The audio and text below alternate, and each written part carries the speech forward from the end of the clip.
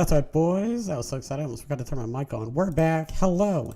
It is episode 2 of your How to Survive and Thrive series. Today we're going to learn how to make beds and farm wheat. Some of you are like, what? Man, that's going to hit absolutely nobody. That is, it's an old YouTube video that I watched. It's, what's his name? Paul Source Jr. And it's a Minecraft tutorial video. And he would go, welcome back to... never mind. It doesn't matter. All right, we're back. Hello. It's what, Tuesday? That's right. I don't know why it feels like a Thursday. I just get that feeling a lot. Shouts out in the chat if you sometimes disassociate yourself from the days throughout the week. Anyway, boys, welcome. Man, Raw was good. We're gonna get into that. We've got a lot of different I've never done this before. What do we got? We got some rumors about... Oh, let me see. Hold on. Man, there's so many things. My brain. Oh, yeah. Okay, we got rumors about Sasha and Naomi and Ciampa. Oh, man, we're talking about if Sasha Banks and Naomi could be coming back. And there's a WWE star that's like, yeah, I'm pretty sure Vince is still going to have creative influence. Okay. And so many things we're going to talk about. So you know what, boys? Let's go ahead and hit a fucking, Rolling Thunder into some wrestling news because it's time for the Turnbuckle.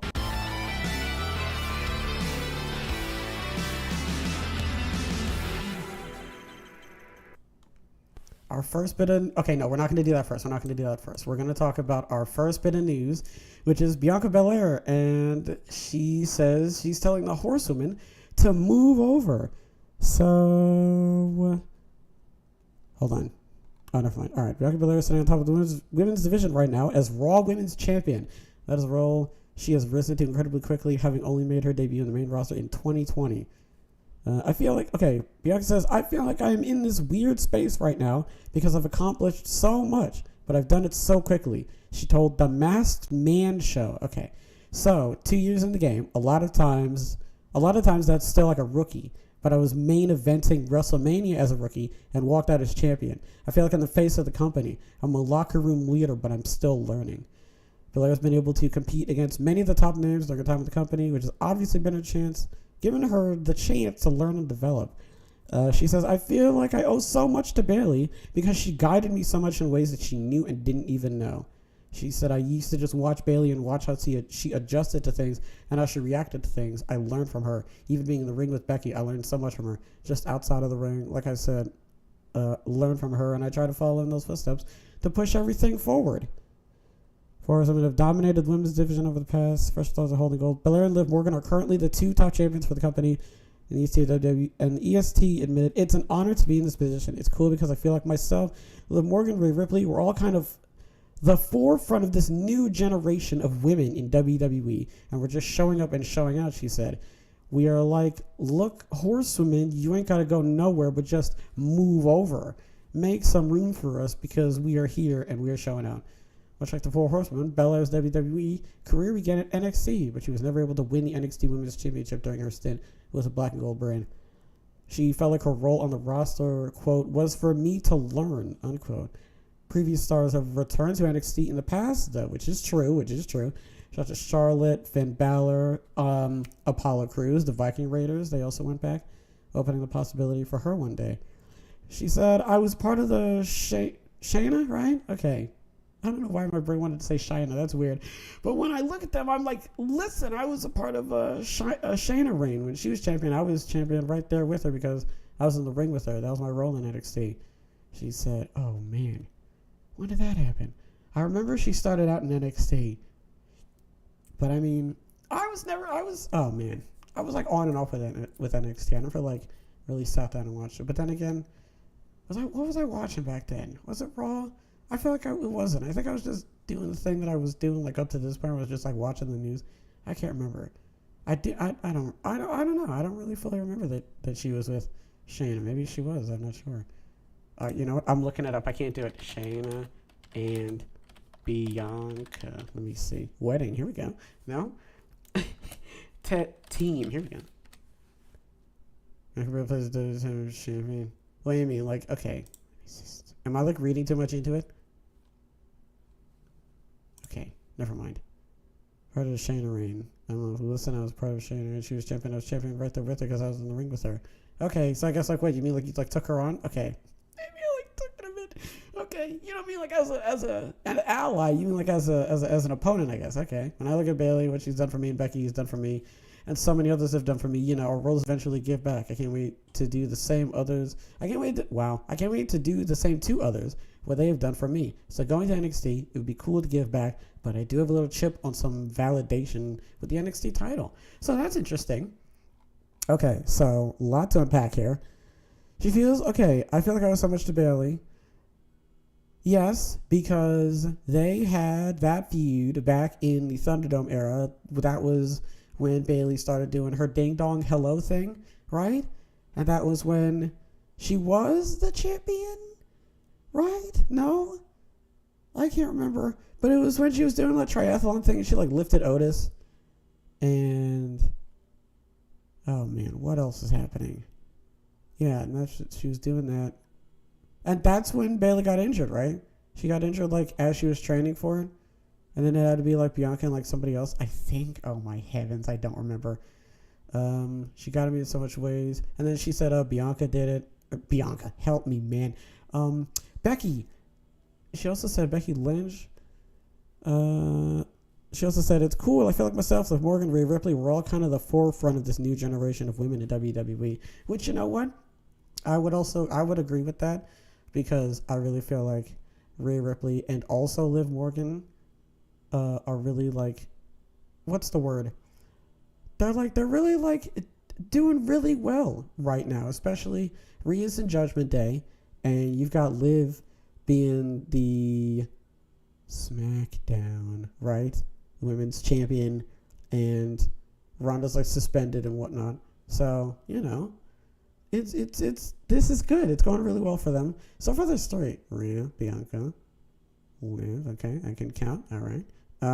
Yeah, so far there's only three. Who would be a fourth? Don't say anything. Bayley. No, she's already in the Four Horsemen. Never mind. Don't say a word. I don't know. Io's pretty good.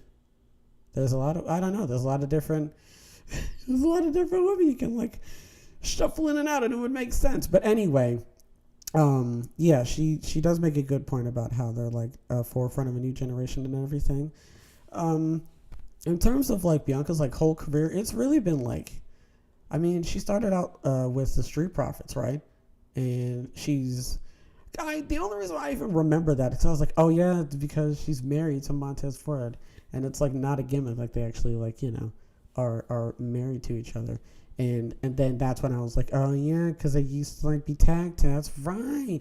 And then like broke off like Carmella did with Enzo and Cass. Oh shit. And like how Alexa did with Murphy and Blake and Murphy, right? The dubstep guys, they were coming out.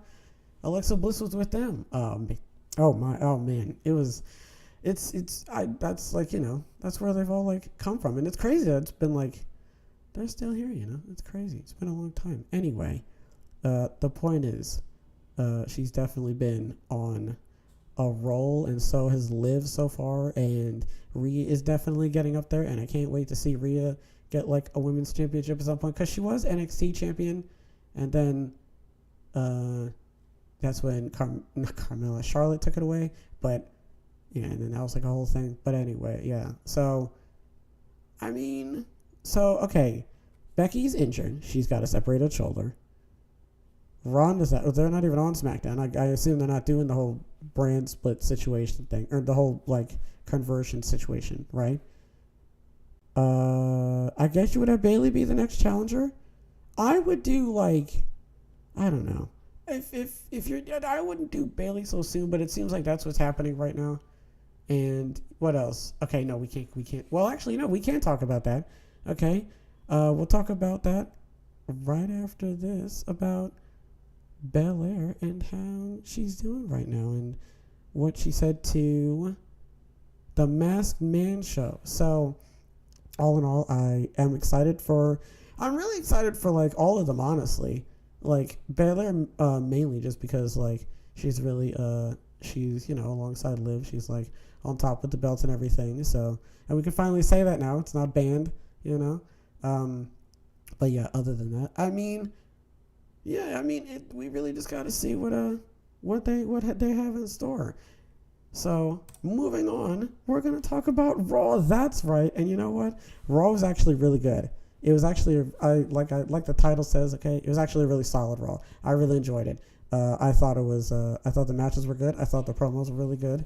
I really didn't think. I didn't really see anything too bad. It was actually a really, really decent show. So the show opens with Becky Lynch. Okay, so Becky Lynch came out. She had her arm in a sling, and she pretty much cut a babyface promo, pretty much saying like, the title doesn't define me, I define the title. And then she made a nod to Vince McMahon being fired. She was like, no one man can define me. And then the crowd cheered. Okay, can I just say, because I somebody pointed it out on Twitter, and I'm glad I wasn't the only one. Bruh, the crowd was like not there. I don't know what was going on. The crowd was just like there was some like fucking amazing matches. I mean, they were there for the promos, I guess, but like mainly for the matches, like the triple threat matches, like are the first thing that spring to mind. Like, bro, like what are you doing? Like, this is great. But anyway, she knew she couldn't either give up or give it everything she has, and she fought through 20 of the most painful 20 minutes, 20 of the most painful moments. Okay, wow, man, because I'm like, why would you put moments there? It, like, broke my brain. She fought through 20 minutes of the most painful moments of her career, and as painful as it was, as painful as the realization, it wasn't as painful as the realization that she had become so separated from reality. When the referee counted the 3, she knew she'd given her best, but it wasn't good enough that night. And she was reminded that she isn't defined by one match, she defines the match, and so too is titles, and she won't be defined by any man, she defines the man, yeah. And then she was like, all right, Bianca, get out here. I want to congratulate you. And then Bianca came out, and she was like, Becky, you are the man. And then she shook her hand, and then they hugged, and then they left. And then Bianca cut a promo, and she was like, man, Becky Lynch sure is cool. And she was like, hot dog, being the champion sure is great. And then as she was talking, it cuts to the back, and then Becky's getting beat up, and then she's getting beat up by Bayley and her squad, her team, known as Control. Nobody's really calling them that yet, but that's more than likely what their name is going to be. So Control's attacking Becky backstage, and then Bianca's like, oh shit, and she runs out. I like that Bianca twirled her hair as she ran. Am I the only one who kind of noticed that? Am I just going crazy? Is it like she like twirled her hair a little bit? Does that help her like run? Wouldn't that like propel you in like one? Anyway, so she ran back there, and she was like holding her arm. It was absolutely terrible. What else happened? And then okay, hold on. But I got something like we're ready. Who's next? Cut backstage, Bayley in the title. Little friends, Kai and Sky are beating Becky Lynch. They Pillmanize her injured arm. Okay, commentary helps us the rest of the show for us. We get a pictorial recap of SummerSlam. Video package covering the history of the U.S. Championship narrated by John Bradshaw Layfield. Get a recap of Miz versus Logan Paul. All right, whatever. Miz immediately... Okay, sorry. So we have Styles, Ali, and The Miz. This match was amazing. This match was great. The combinations, the near falls, just the offense all around. The fact that The Miz was fighting with pretty much like one arm because he was like holding his stomach. It was great. I thought this was an absolutely fantastic match all around, especially the finish. The finish was just, it was, so what happened? Okay, so what happened to the finish? Inverted DDT, Mustafa rolls in. Okay. Yushigorishi. I don't know what the names of the moves are called. I'm sure you guys probably know what it is. I don't know the names. They're cleaning with a move out there. Okay, chops of the phenomenal ones into forearms. Was that? I think that was inside the ring. Rocks him with a big palm strike. Oh yeah, and that's when he like falls over. Ali leave the drop kick to Miz. Side stuff to charge. Roundhouse kick to Styles. And then, yeah, and then he's rolling. Oh no, okay. Inverted DDT. Mustafa rolls. Oh my god, this. Anyway, Mustafa Ali's on, because I'm trying to, like, how did this get set up? But anyway, AJ's on the outside. He's down. Mustafa Ali's on the turnbuckle. He goes for the 450. Hits it. As he gets up, like he's being like lifted up by Styles. Styles hits the Styles Clash to Ali, on to Miz, rolls up Ali, 1, 2, 3. Styles is going on to face whoever wins the next triple threat. That was an absolute fantastic match. Okay, and then so Becky Lynch is showing pain in the trains of the basket for ice. Bailey, Kai, and Sky are interviewed backstage, and they tease further developments later tonight. Usos enter and get interviewed. They say SummerSlam was business as usual for the Bloodline and taught to use, and tonight the Usos are going to beat the Mysterios again because they're the twos, as in the number twos, and the Usos are the ones. Seth Rollins, I feel like I explained that a bit too early. I'm sorry. Seth Rollins makes his entrance. He gets on the mic and welcomes to Monday Night Rollins. He laughs a lot. He laughs at like almost every single fucking sentence he says, and it's the same one. It's the exact same laugh. I hate it. He tells them he doesn't want to share his spotlight with the biggest losers in WWE and says they suck so much as a tag team that they should probably break up. It was so dumb. So he gets on the mic. He talks about beating Matt Riddle up and such. He gets interrupted by the Street Profits, right? Because he beat up Matt Riddle at SummerSlam because Matt Riddle's injured. It was like his foot. No, I forget. But he was like injured and he beat him up. And that's when I was like, oh, I'm surprised that it's a promo. I don't know. You never see promos at you see like, well, I guess you do. Never mind. Yeah, I don't know. Anyway, so he's like, oh, you guys should break up. Ooh, okay. Listen, if you're gonna push it, but drag it out, or maybe, okay, never mind. I don't know. Okay, so Dawkins gets on the mic and points out that they beat him to win the tag titles once upon a time, and Montez Ford adds that Cody Rhodes he beat him with one boobie. That's right, he said boobie. I was like, oh, TV14, they kids say boobie now. Look at that. Rollins asked if they came up for a fight, and he says he's allowed to stomp both their heads. And then he was like, yeah, I'm going to fight you, but it's 2-on-1. That's not fair. They propose a singles match and call a referee down to officiate the rock, paper, scissors, and they're about to do it, right? And Montez runs up to him, and the match starts, I guess. And I like how it's just abrupt, and you don't have enough time to really soak it in, and it happens. That's good. That's good storytelling, because it's enough to make you be like, hey, you know, and then and then it's happening, and then I hope there was like some sort of like hidden side camera where you could capture Montez's reaction of like, right, I guess I'll just go back then, you know. So Forward hot at the gates, take advantage of the surprise. Rollins cuts him off with a knee in the ropes, suplexes him gut first into them. Montez barely breaks the count. Gutbuster gets a 2. They're jockeying for position. Collar and elbow tie up. I love it. Forward with a crossbody. Oh yeah, goes for a crossbody. Yeah. So because he was standing, and then he got the 2. Back and forth. Montez fires up, and he flexed once, and then he flexed. He flexed once to Seth, and then flexed to the crowd. And then his standing moonsault hits the running blockbuster. Nothing keeps Seth down. Seth down. Seth with an enziguri. He has a folding press for 2, and then hits a basement super kick. And then, the names. Ford kicks out. He dunks a blackout. A rolling elbow connects. And then he hits. I'm always scared whenever the buckle bomb. I'm always scared when I watch that, man. I'm always scared. But he hits it, and it's fine. Buckle bomb blocked with elbows. Oh, he blocked it. I didn't even see that. I didn't even know. I was watching it too. Ford hits the tornado DDT. Oh yeah, and then he gets the foot on the rope. That's right. Okay. Nobody's out there. Never mind. I'm thinking of Never mind. All right, that's later. Catching Montez in the turnbuckles. Powerbomb lift. Buckle bomb. Yeah. Okay. Falcon Arrow follows it up. It's not enough, and then Seth goes on top. He hits a frog splash. Ford gets out of the way. He goes up, and then he gets the knees, and then he goes off he gets the knees, and then immediately he's like in the position, hits the blackout, bada bang. That's your match. It was absolutely fantastic. I thought it was great. I mean, god damn it, that whole thing was amazing. Just the fact that Montez ran in, you didn't have enough time to process. You did, but it was sort of like, hey, wait a minute. And by the time you finished your sentence, the match was on, and it was great, and I liked it. I feel like Montez would make a pretty decent heel too if you really like book him right, and I feel like he's gonna be. So then we had Alexa versus Asuka. This is a decent match.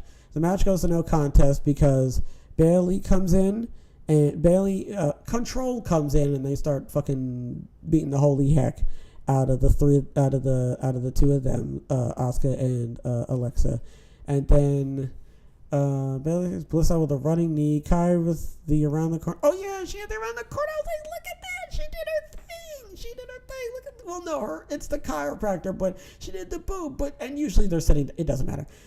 Stacking Alexa next to her, scout top, passes her a steel chair. Okay, yeah. I was about to say she was about to hit that was gonna hurt. She was about to hit the moonsault. Bianca comes out. They run off. They run in the crowd.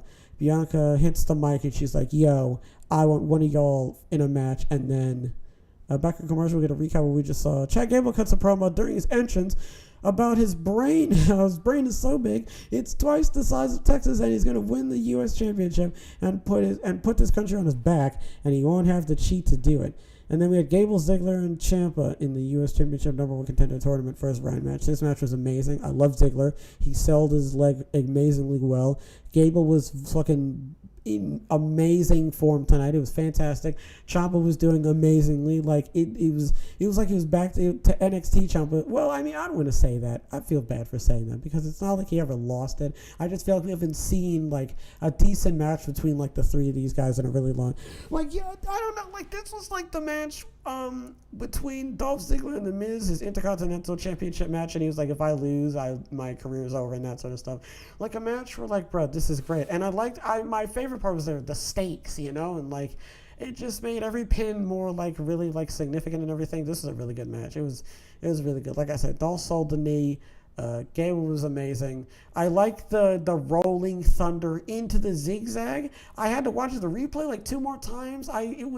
He zigzagged Gable, but he did it so fast that you couldn't see. So it looked like he did it to Ciampa, but he did it to Gable, and that's why he pinned Gable. That's why I was like, why would he pin Gable? But that's why he did it. So let's see, trading pins. That's right, yeah. Trading pins. They traded a lot of them traded pins. There was a lot of back and forth. Like, well, okay, I'll pin you, and then okay, fine. What if I pin you? Tom with a front kick. Underhooks, no deal. Dolph with a super kick. Chad throws him out to steal. Oh, yeah. I saw he throws him out. Ziggler pulls him off the pin. Knee strike from Tom. Backslide from Gable. Only hits the 2. This time the knee hits. Underhooks. Tommaso Ciampa with the fairy tale ending on Chad Gable. And then we get a recap of Edge's fall from the mountain of omnipotence and a return at SummerSlam to the Richard of Judgment Day's works. And then we're back from commercial. And we get a still pick recap of SummerSlam. Edge comes out. He cuts a pretty simple babyface promo. I'm going to take down Judgment Day. And that's pretty much it. What do you want? Okay. Sorry, I shouldn't answer that.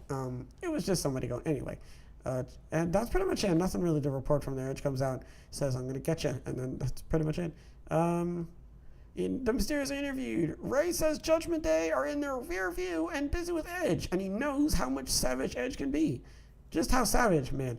He can't thank Edge enough for his help at SummerSlam, avenging their pride. I can't read, okay? I can't read. My brain is dismantled. Leave me alone. But tonight is about one thing: defeating the Usos and becoming the undisputed WWE Tag Team Champions. And we go to break. Back for commercial, we get a video package for the tryouts that happened over the weekend. Bayley, Kai, and Sky are interviewed in Gorilla. Bayley says everybody's talking about SummerSlam, and more to the point, everybody's talking about the three of them. And what did you expect? These idiots have been on a downward spiral since she left, which is true. And they needed a role model, which is true. So she took it on herself and got 2 of the very best. They know how to play the game. They know what they want, and they know how to get there. And soon they'll be in full control. Wink, wink, nudge, nudge, nudge. I'm like shaking you. Wink, wink, nudge. You get it? You like get the yes? Fucking leave me alone. All right, so we have Belair versus Sky. This is a decent match. This was what happened. It's the finish, right? Because that's what I'm saying. I'm like, bro, this is a good match, but we go to a no contest again, and I like this because what happened? They're fighting, so they're like fighting. Someone hits the ropes. They grab their knee. They're like, hey, what are you doing?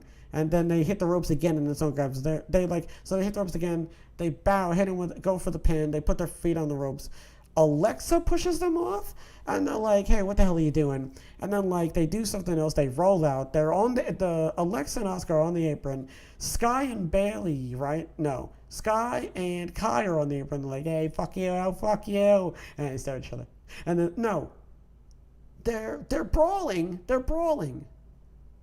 They're brawling, and then as they're brawling, they're jaw-jacking on the apron, and then they get in, and then they brawl, because then it turns into a big schmoz, and then everybody's doing a whole bunch of hoo-ha all over the place.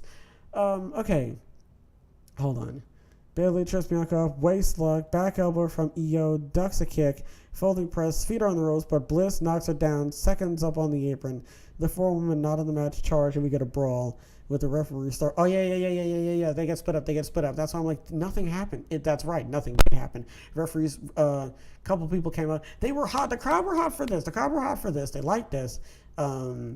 They were beating each other up. Then the referees came out, and then a bunch of other people came out, and they were like, hey, you up there, you on the ring, you stop it. So, next we had, oh, wait, no.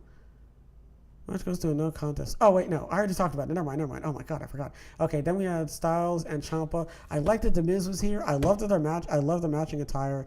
This match was really good. I liked that Styles hit the fucking forearm. That was great. He hit the forearm so hard that he almost fell over. That was when I tell you that was the funniest thing I'd seen in my entire life.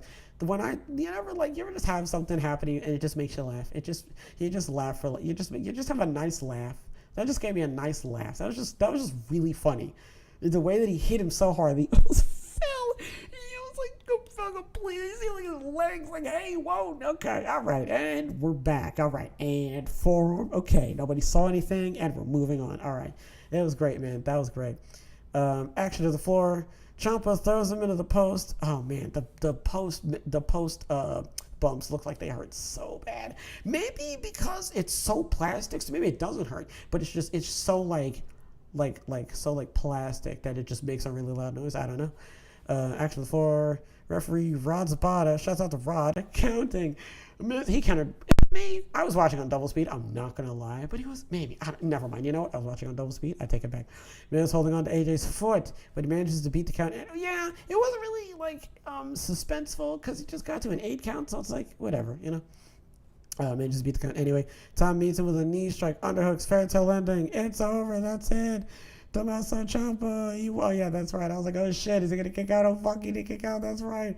He got him. And then Miz he put him in a very gentle head. He had his arm around him, and Ciampa was he was excited. So he was he was like, holy shit, I can't believe I did it, you know. And he was closing his eyes tightly, rooting to see, holy shit, yes, you know. And for a split second, I was like, oh shit, is the Miz choking him out? But he wasn't. It was just a face he was making. Everything's fine. Okay, so then we have what do we got?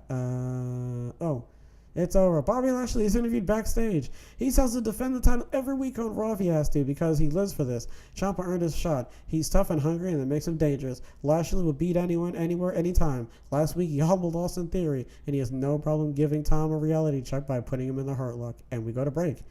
All right, so I'm excited for this. If this is happening at Clash of no, it's not. Oh yeah, I thought that's right. That's right. I was like, oh man, is this happening at Clash at the Castle? This is great, but it's happening next week.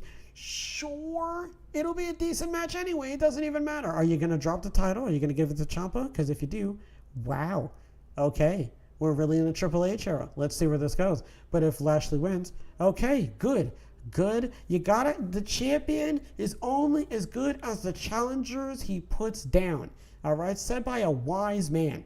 All right, so if this is a good match, then it doesn't even matter. All right. So next we have the Mysterios. The Mysterions take on the Usos, and this is a decent match. This was good. Poncho Usos catch Younger Mysterio, and yeah, that's what I was talking about with the turnbuckle with the ring post spots. My first thought was like, bro, that's gotta hurt. I liked his gear. His gear was pretty good. I like the white with the velour. No, I don't with the pattern, the sort of it's not sequin. It's got the material. That's the word I'm looking for, the material. And it shines, and it's got like the rainbow color. That's good. I like that. I don't know. It just went together. It looked really nice. Back from commercial. Dominic and Jimmy jockeying for position, collar and elbow tie up every time. I just love saying it. Mysterios gets a tornado DDT. Tags made. Ray and hot. I like that Ray was the hot tag. I like how there was a face hot tag and a heel hot tag. Ray hot tag able to cut him off with a super kick on a springboard crossbody.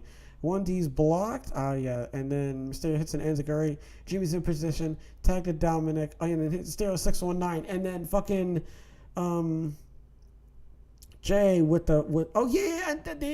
So he hits the Mysterio 619. And then he goes for the splash. And I'm like, oh shit, that's it. And then fucking Jay breaks it up. Oh my goodness gracious, man. I think it's Brian Alvarez, and he was saying how like the crowd were upset and they were chanting bullshit because they thought that was it or something. The ref put up 2, even though they thought it was 3. I thought it was 3, but I mean, listen, all right, if he broke it up, already broke it up. Ray's on the floor. Oh yeah, and then he super kicks him.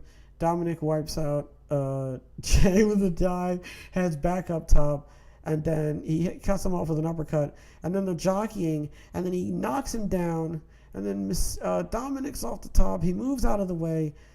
And then he drop kicks him into the ropes. Oh, yeah. He drop kicks him, falls into the ropes. Oh, yeah. And then he goes for the 619. Jay hits a blind tag. That sets up with the 1D. That was smooth. That was a good finish. Very smooth. Hits him with the 1D. 1, 2, 3. That's it. Post-match, Judgment Day rundown. They start attacking the Mysterios. Edge comes out. He hits the ring. Oh, yeah. So, and then he hits he clears the ring. He hits the Impaler on Finn Balor. And then Rhea. And then he's about to hit the spear on Damien. And then he's about to spear him. Shoves Damien out of the way with Dominic. And that is how Edge speared Dominic. And then they run off through the crowd. And it's great. And then the medics check on Dominic, and that's the show. A solid Raw overall. If I could rate it, I would give it an A. You know what? That's right. You get an A. A solid show, solid promos. You did it did what it set out to do. It did what it did what it said on the tin. All right. An absolutely beautiful show, and I can't wait to see what they do on SmackDown and next week. Moving on, we're going to be talking about Sasha Banks and Naomi. That's right. So, WrestlingNews.co is outright reporting that an agreement has been made for Banks and Naomi to return to WWE, and they could be appearing as easily as... Okay, so this didn't actually happen, but according to this report that came out yesterday as of 6:35, they could possibly have been appearing on Monday Night Raw, but they didn't. Okay. On Wrestling Observer Live, Brian Alvarez wasn't willing to confirm that a report, but did say he's hearing something similar and he believes it to be true. So there's a chance that they could come back. And that's very telling and very significant because now this opens up the women's division a lot more. Maybe this does something to the tag division. They're coming back because they know for sure that they're going to get booked really well. And they know that Triple H is actually going to, not fucking, piss on the shoes and tell him it's raining. You know what I'm saying? He's not going to put him in a bunch of dumb matches that aren't going to help their character or anything. He's actually going to, creative. Is he booking? Is that the same thing?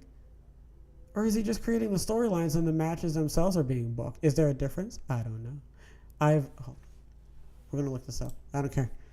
Creative. Okay. WWE creative. Okay, there are people outside. I don't know if they're fixing the air conditioning or they're power washing the balconies because they did give us an email about that. But if you hear any voices, that's why. Okay, very creative. Versus booking? Survival. What? Versus booking? Triple H oversee creative booking. Okay, right. What does that mean? DVDs, creative by Vince McMahon. Okay.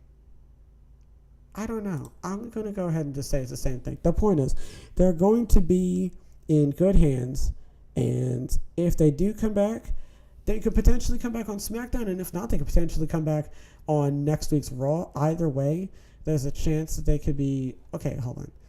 As it goes out, reporting that agreement has been made. So they could be back as early as Friday, so we'll have to see. So I'm excited. I can't wait to see them return. I'm glad they will be returning. And, I'm excited to see what storylines are in store for them. So we will have to wait and see, really, when they actually step through the doors. So other than that, boys, that's going to do it for... I don't know why I keep saying that's going to do it, because I usually say that when I'm about to, leave, and I'm not leaving. I don't know how to properly segue into our next segment. Yeah, I guess so. Which is the rumor side of the WWE. So follow me, if you will, into ringside rumors. Come on.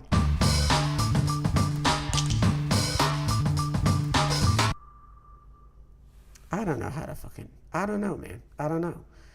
I couldn't do it, but we're here now, so it doesn't matter.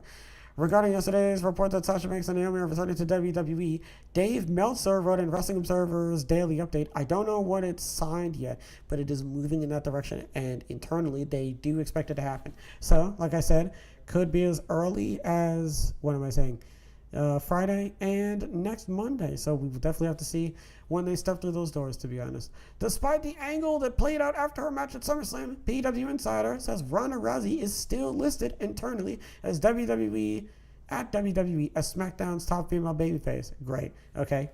Well, they said she was suspended, so she's still on the roster internally. And I guess that's just going to lead up to a story. I don't really know. If this is leading up to another rematch, jeepers. You don't want to book that too many times. So, I don't know. I mean, she's suspended, so there's not really much else we can really say. And she's still listed internally. Why she's a babyface? I have no idea. Next, pretty obvious, especially after his win last night, but Fightful Select reports Tommaso Ciampa is likely to be a big beneficiary of Triple H taking over WWE Creative. That makes sense. Triple H liked Gargano, Ciampa, Cole, Joe, Ricochet. Maybe Ricochet might be getting a push. We'll have to see, all right? We will have to see. Next, Brock Lesnar's tractor spot at SummerSlam, where he lifted the ring, was far rougher and harder than anyone had planned, per Insider. That despite the fact WWE did at least one rehearsal on Friday with someone for the production team driving the tractor. I figured that was pretty unexpected because he shifted the entire ring over. I kind of, assumed that was probably not something that they planned for, and then he bent the entire ring. I'm glad nothing snapped and flew out or anything like that. So it went as planned. Listen, it was great. So everybody's gonna remember it. They really liked it. Bobby Lashley told Fightful a bare knuckle boxing representative approached him about fighting Mike Tyson. The negotiations are in early stages. Lashley said he's interested. Okay, we will have to see about that. I mean, listen, if Bobby Lashley does that, especially Mike Tyson, they're going to make a lot of money. Hopefully Mike Tyson doesn't absolutely deck him like our next person did in our next topic, because that's going to do it for the ringside rumors. So, next, Bryan Danielson says he was going to, I'm just going to say it, fucking deck Miz in WWE Talking Smack segment. During a live episode of The Sessions with Renee Paquette at StarCast 5, Danielson revealed new details regarding the episode of Talking Smack. Part of me doesn't want to let the cat out of the bag, but part of me loves the story, Danielson said. Miz was very frustrated. He was Intercontinental Champion and wasn't being on TV much. I was very frustrated that they weren't clearing me to wrestle despite numerous doctors having cleared me to wrestle. I understand why, but that's a long story anyway.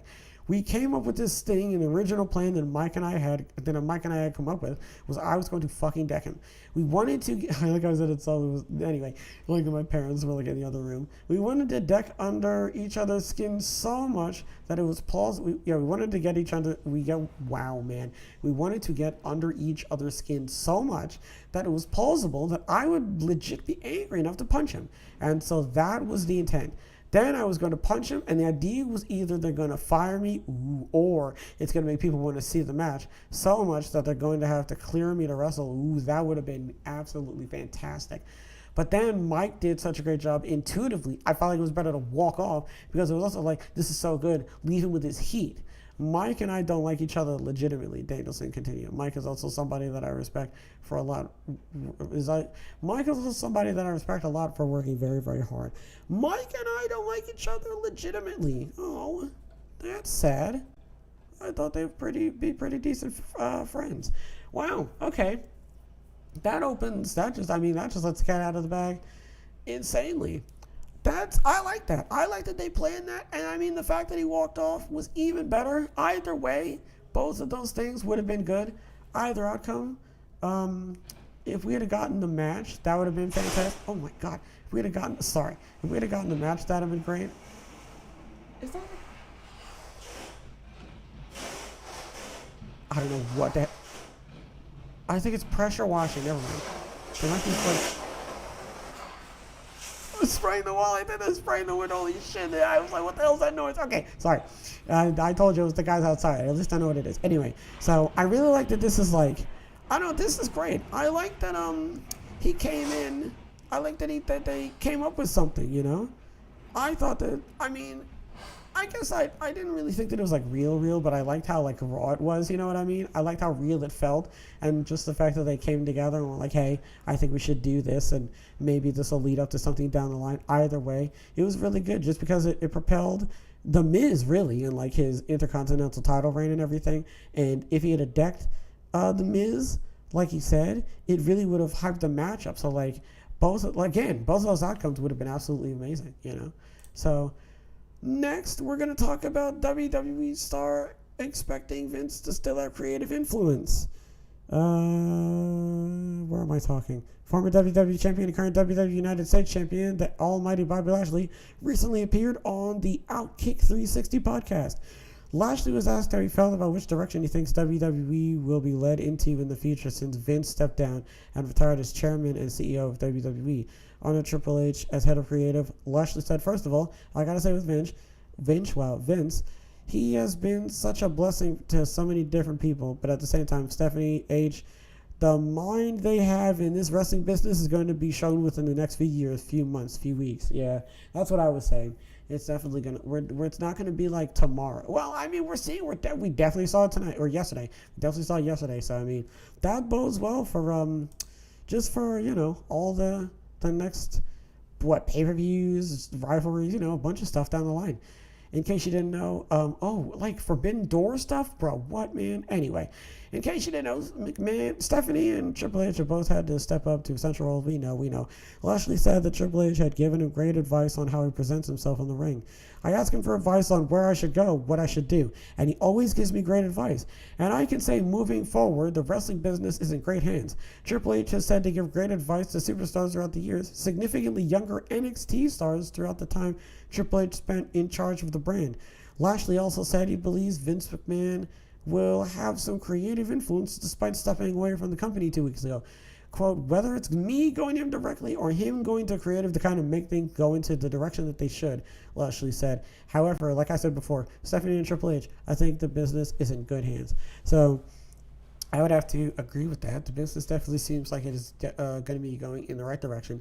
Like I said, there could definitely be some Forbidden Door negotiations that we could definitely see in the future. I'm excited to see where that goes. I mean, really, that just boils down to what Stephanie and Triple H really do in the future. But like I said, I mean, judging by how Raw went with the match, I mean, bruh, it was so much wrestling, and the wrestling was fantastic, and the promos were great.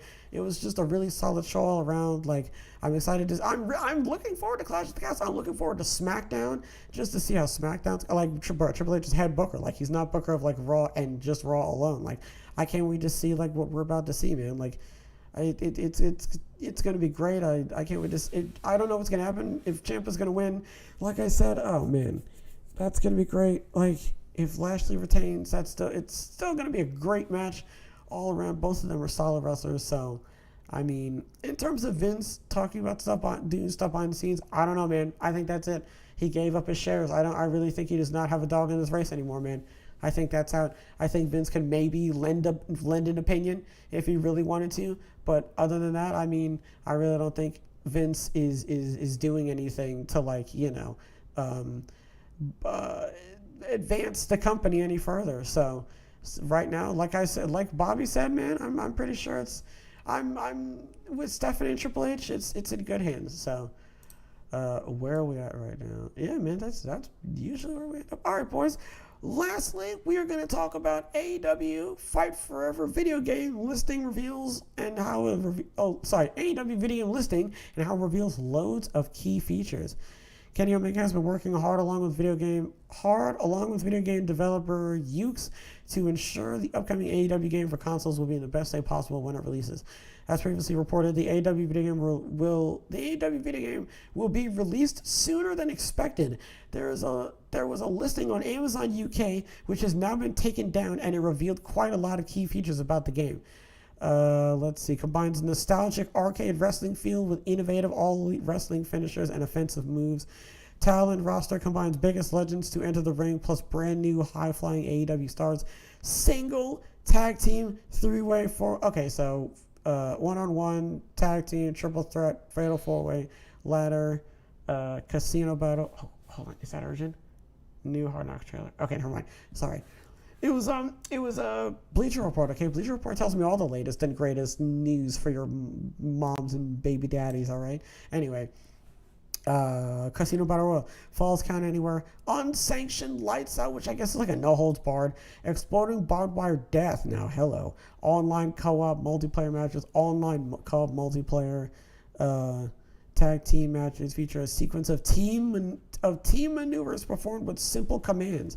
Oh, like in the SmackDown versus Raw days when you would like do the hot tag and then you would have to press the buttons to like hit them. Oh man.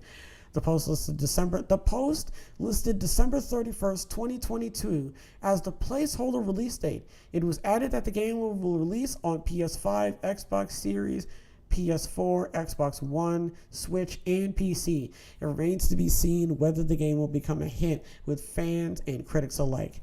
So, let's see. Developed by Ukes Company Limited, creators of numerous multi-million unit-selling wrestling games, AEW Fight Forever combines that nostalgic arcade wrestler feel with innovative all-elite wrestling finishers and tandem offensive moves. All Elite Wrestling is currently taking TNT and TBS networks by storm every week with their Rampage and Dynamite shows, featuring some of the biggest legends who enter the ring, plus a stable of brand new high-flying AEW talent. Fight Forever brings the best of the best from that talent roster together in one game. Online co-op wrestling is going completely next level in Fight Forever with tag team matches that feature sequences of tag team maneuvers performed with simple commands. Deep career mode, hello, wrestler customization, signature AEW arenas, multiple match types, and more match types than you can count, including some good old-fashioned unsanctioned fun all the way. Oh man, a deep career mode. Ooh, I'm excited of deep career mode. Let's go. All right.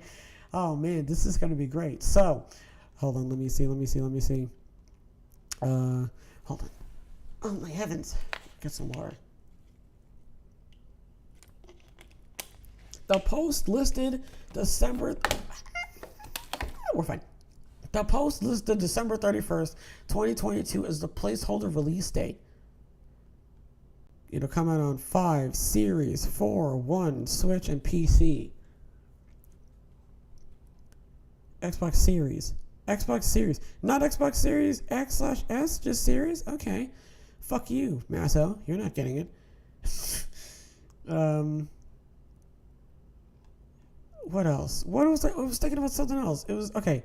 Hold on. It was at the front. It was the beginning thing. As previously reported, will be released sooner than expected. Let me see. According to a report from Fightful Select, AEW console video game is coming way sooner than expected. It appears that a September release date is in the pipeline. There is still plenty of work to do, but the game will be here before a lot of fans expected. There was also a tentative internal release date for September for AEW's upcoming console game. We were told that there was plenty of work to be done then, but that the plan is a long term for the game to release this year, and that September is widely regarded as the target as of now. This new AEW game will include a story mode. There was a deadline for certain music to be involved in the game as well. It was not noted what the cutoff was on talent who will be included in the game.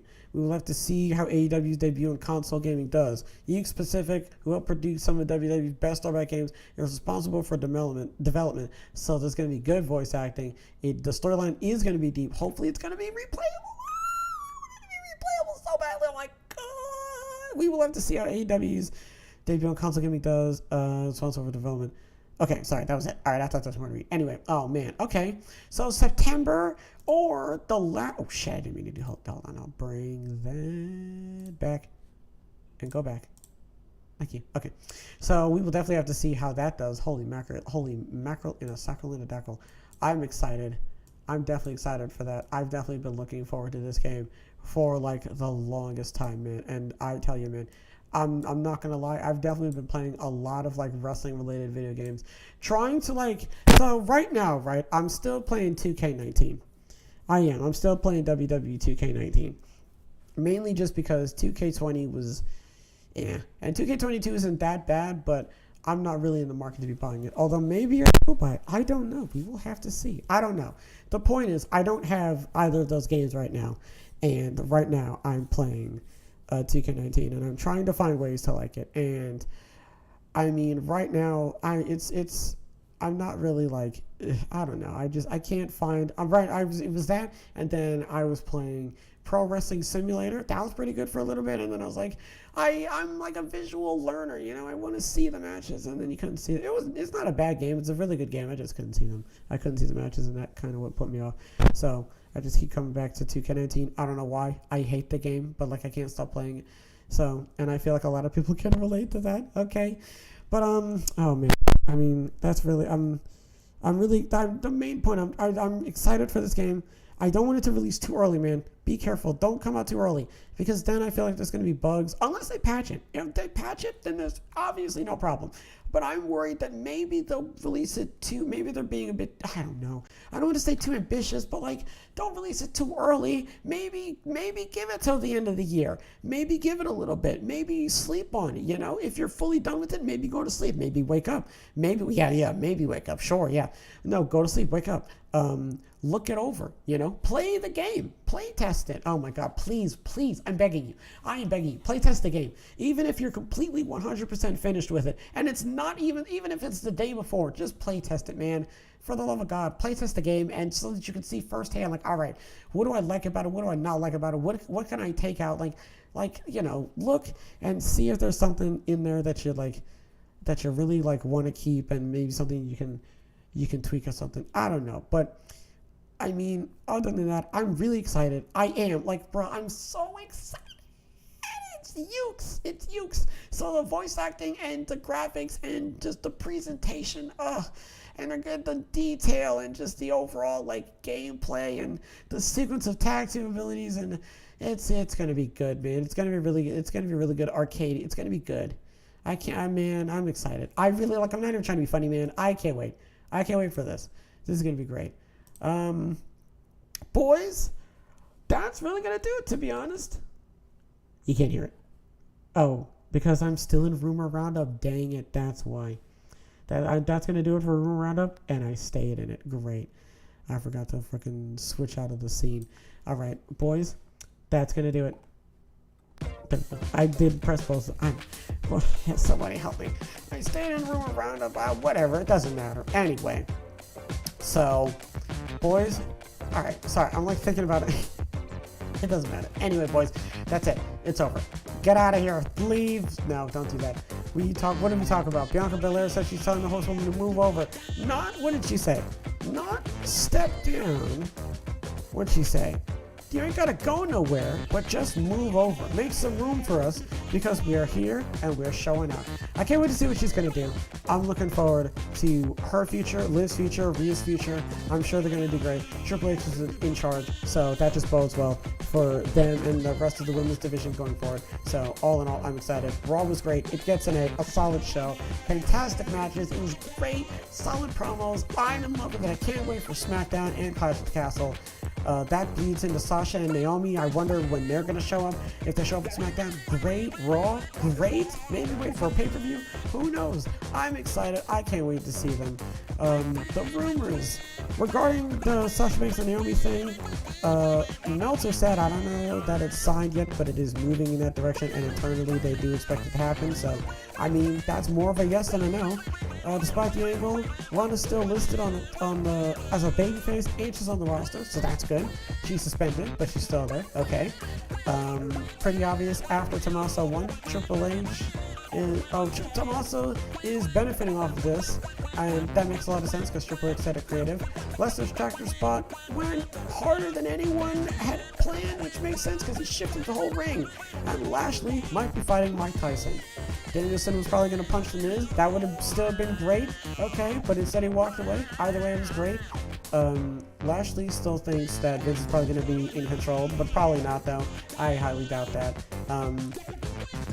Vince is still pretty much, Vince is pretty much out of there, you know, and he said that Triple H and Stephanie are going to have the company in good hands. And finally, the Fight Forever video game. I'm excited. I can't wait. That's going to be great. Boys, man, that's going to be so much fun. I hope you all enjoyed this podcast, alright?